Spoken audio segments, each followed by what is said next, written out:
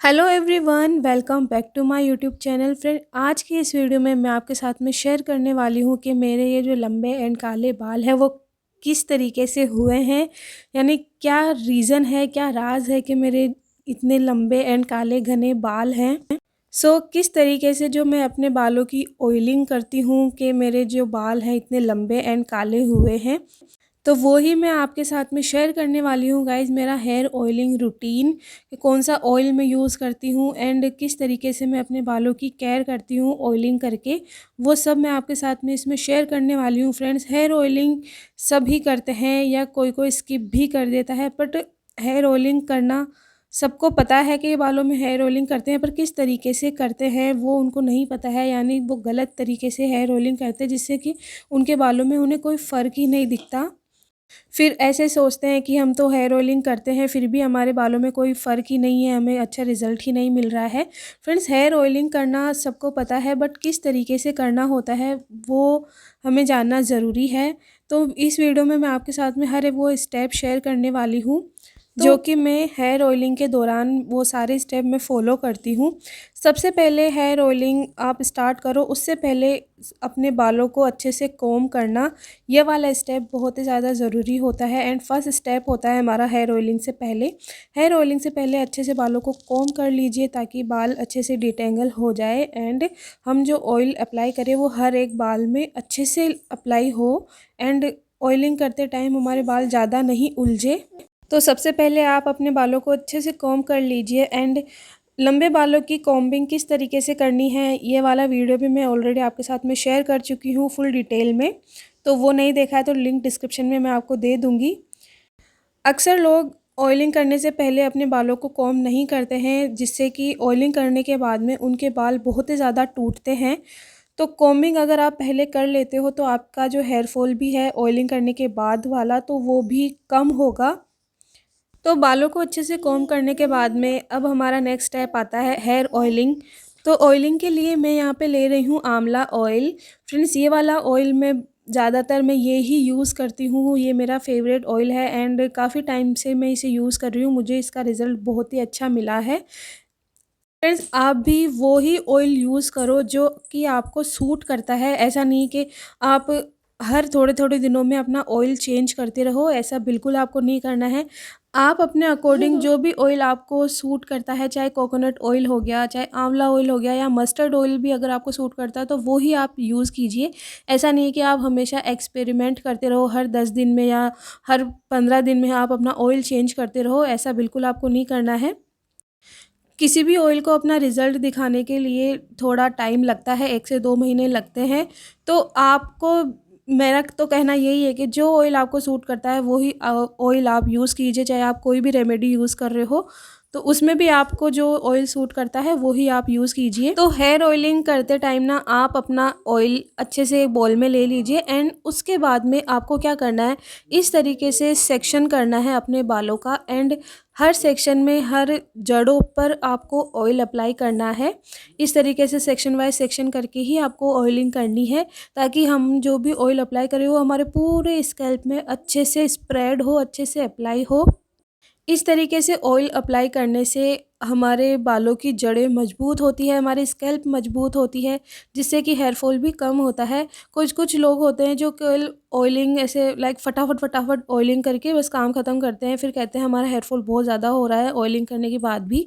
तो उनको भी यही कहना है कि मतलब जब भी आप ऑयल अप्लाई करो तो मतलब अच्छे से टाइम लेके अच्छे से धीरे-धीरे इवनली अपने स्कैल्प में अच्छे से अप्लाई करो ताकि हम जो ऑयल अप्लाई कर रहे हैं उसका पोषण हमारे बालों को अच्छे से मिल सके।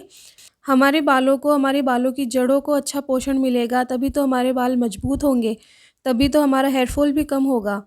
तो अच्छे से आपको इस तरीके से सेक्शन वाइज़ सेक्शन करके आपको अपने बालों की जड़ों पे ऑयल अप्लाई करना है सबसे पहला, फिर उसके बाद अपने बालों की लेंथ में अप्लाई करना है ऑयल को। अगर किसी का हेयर फॉल बहुत ही ज़्यादा हो रहा है तो उसको वीक में कम से कम भी 2 बार हो ऑयलिंग करनी ही चाहिए। तो कुछ इस तरीके से मैं अपने स्कैल्प की सबसे पहले ऑयलिंग करती हूँ। तो एक तरफ मैंने ऑयलिंग कर ली है एंड अब दूसरी तरफ भी कुछ इसी तरीके से मैं सेक्शन बाय सेक्शन करके ऑयल अप्लाई करूँगी। अगर किसी की स्कैल्प बहुत ही ज़्यादा ऑयली है तो भी उसको ऑयलिंग स्किप नहीं करनी है। उसको भी वीक में कम से कम तो एक बार ऑयलिंग करनी ही करनी चाहिए।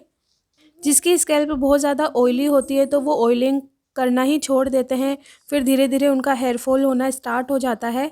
तो अगर ऑयली स्कैल्प है तो इसका मतलब ये नहीं है कि आपको ऑयलिंग स्किप करनी है, बिल्कुल भी आपको ऑयलिंग स्किप नहीं करनी है। आप भले ही कोई रेमेडी अपने बालों में ट्राई करो या नहीं करो, आपको ऑयलिंग तो करनी ही करनी है। मेरा सजेशन ये ही है। ऑयल ना हमारे बालों का खाना होता है, हमारे बालों का फूड होता है। तो अगर आप अपने बालों को खाना ही नहीं खिलाओगे तो ये बाल बढ़ेंगे कहाँ से, एंड फिर कमज़ोर होके तो टूटेंगे ही।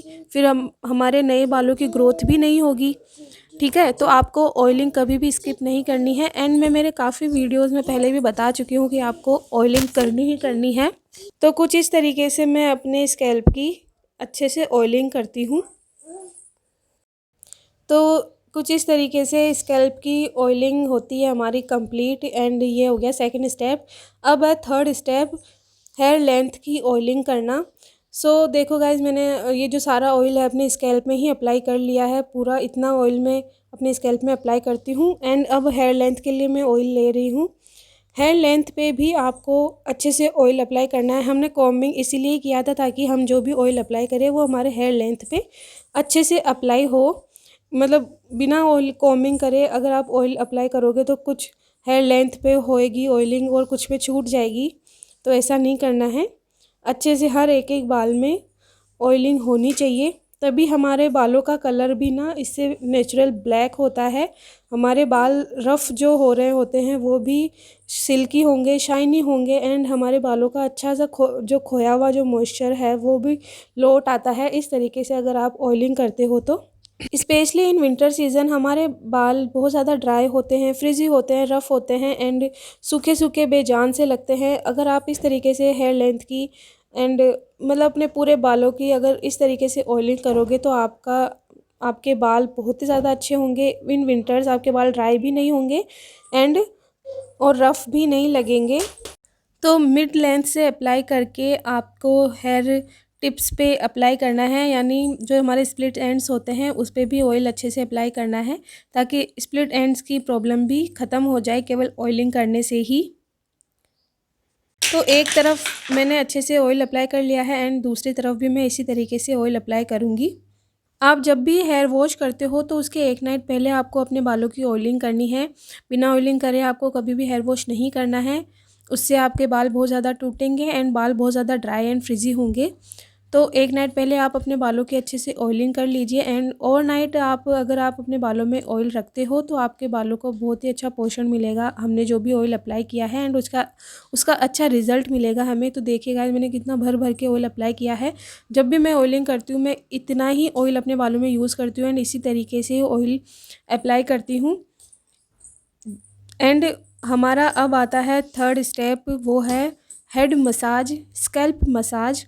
ऑयलिंग करने के बाद में मसाज करना बहुत ही ज़्यादा ज़रूरी होता है, बहुत ही ज़्यादा इम्पोर्टेंट स्टेप होता है ऑयलिंग करने के बाद में। हेयर केयर रूटीन का सबसे इम्पोर्टेंट पार्ट होता है हेड मसाज, स्कैल्प मसाज।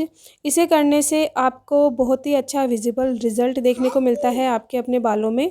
तो आपको ये वाला जो पार्ट है वो कभी भी स्किप नहीं करना है जब भी आप हेयर ऑयलिंग करते हो। तो इससे क्या होता है, हमारा ब्लड सर्कुलेशन इम्प्रूव होता है जिससे हमारे बालों की जड़ें मजबूत होती हैं एंड स्कैल्प मजबूत होती है एंड हमारे बालों में नेचुरली शाइन आती है।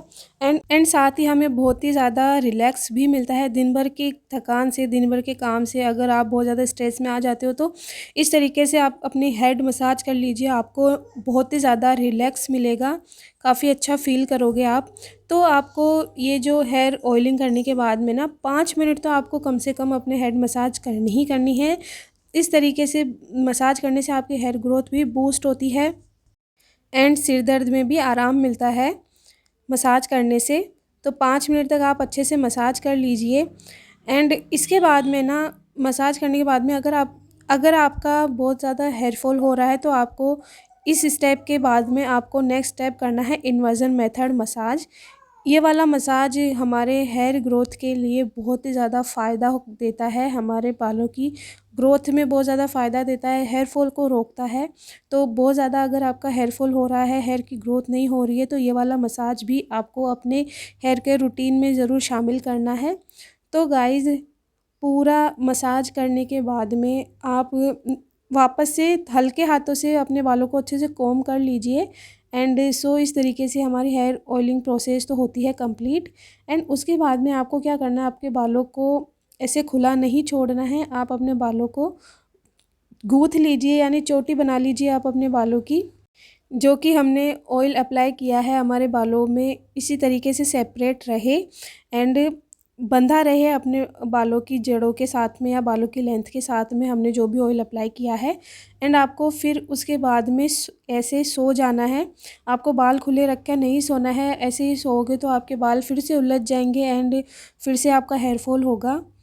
सो गाइस, इस तरीके से जो है मैं अपने बालों की केयर करती हूँ हेयर ऑयलिंग करके। एंड सारे स्टेप मैं अच्छे से फॉलो करती हूँ, इसीलिए मेरे बाल इतने लंबे हैं।